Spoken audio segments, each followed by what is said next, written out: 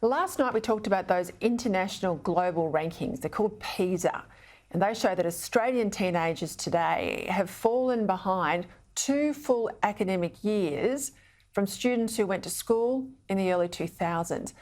Well, this morning it was revealed that almost 200,000 struggling students in years 10 and 11 are being sent home from school 2 weeks before the official start of the summer holidays.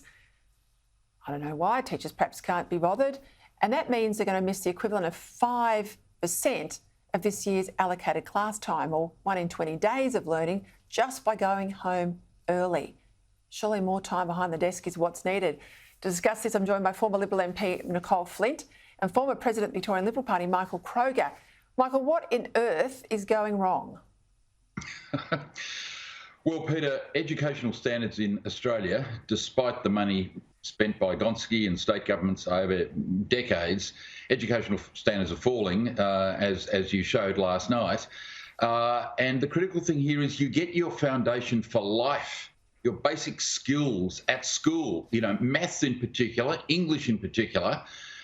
But people leaving school 2 weeks earlier, I was gobsmacked when I read that. No, if there's anything, it needs to be 2 weeks longer, because you can't have Australia, a first world nation, continuing to have falling international standards of education. It's bad for the country, it's bad for the kids, and it's bad for our future.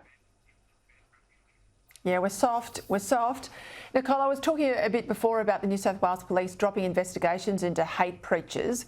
Well, we also find out today the New South Wales Police, they say they are struggling with the legal apparatus and the protocols to deal with incidents of vulnerable people, particularly the elderly, put under pressure by family members to go down the path of voluntary euthanasia. Now, whatever your views about euthanasia, no one wants to see vulnerable people in a nursing home or anywhere else put under pressure from family members who just want their money. Who's going to protect these elderly Australians?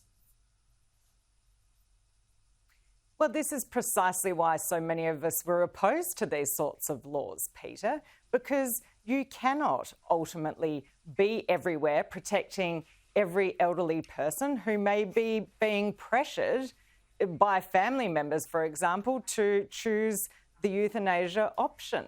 I do have some degree of sympathy for our police here, Peter. They've had a lot on their plate. They're busy. They should be out there worrying about keeping us all safe.